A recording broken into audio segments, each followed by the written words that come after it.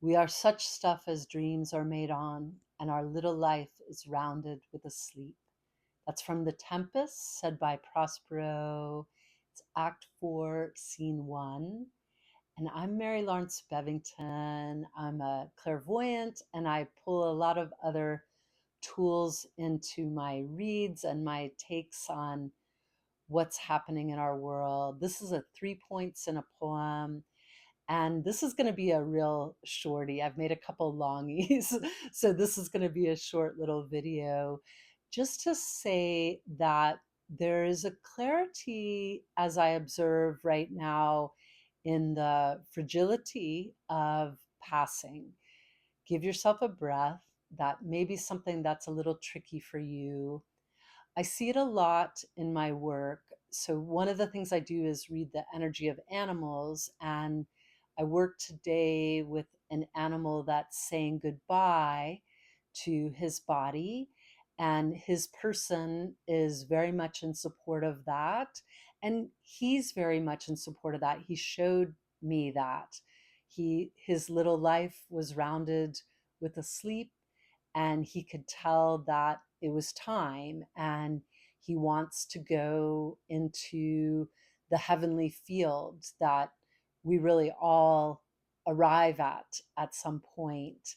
And you can, of course, have your own beliefs. That's just how I experience it when I do my readings. And it's what I was born also knowing. I was born with a strong connectedness and the ability to have an understanding that there's a timelessness to us. And this is really what the quantum physicists are also discovering. There's a timelessness to life.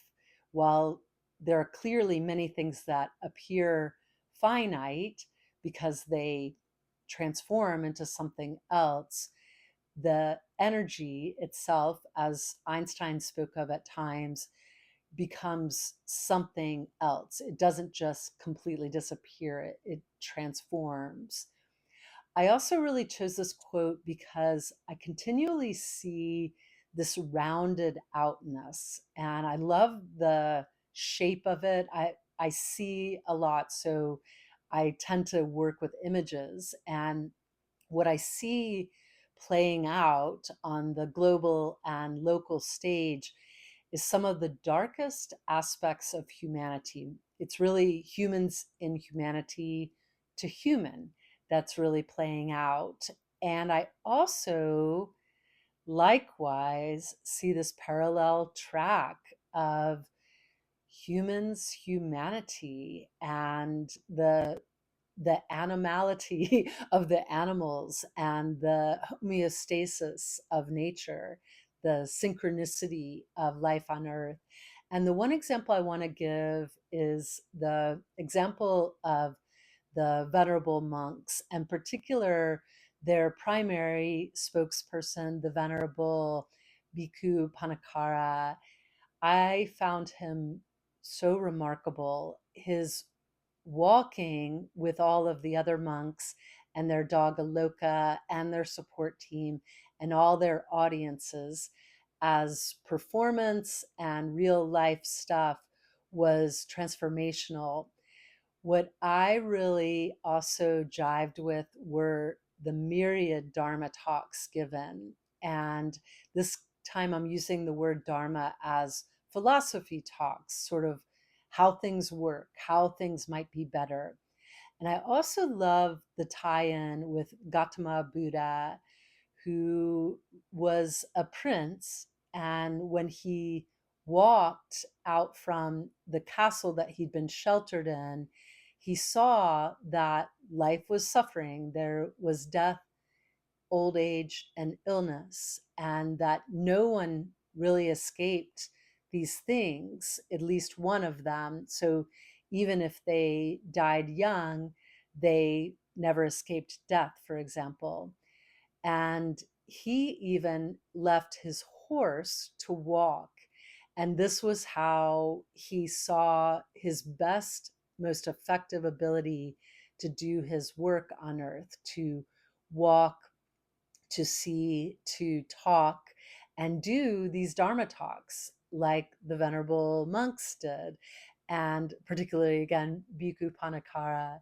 And I would also say that Aloka, the peace dog, did something similar, more by way of transmission and his presence, his very occasional bark, and his sweetness and playfulness, and also the space between him and all that loved him, and particularly his relationship with his primary person, Bhikkhu Panakara. They were so tied together. And you probably know this story, but Aloka was a rescue from a walk that they did in India, and he just started walking with them. It was meant to be. And when I do animal communication or just also people reading, I do often see this sort of predetermined aspect to things. While I believe strongly in free will and that we co create our lives, there are aspects, the spirit of history, as John Lewis might have spoke of, that bring us together from past to present to future. And this walk that we're all doing, and to again take a cue from the Venerable monks, that we will do for the rest of our lives together in terms of a commitment to whatever spiritual practices we follow, the ones that work for us, the ones that help our little lives be rounded and asleep.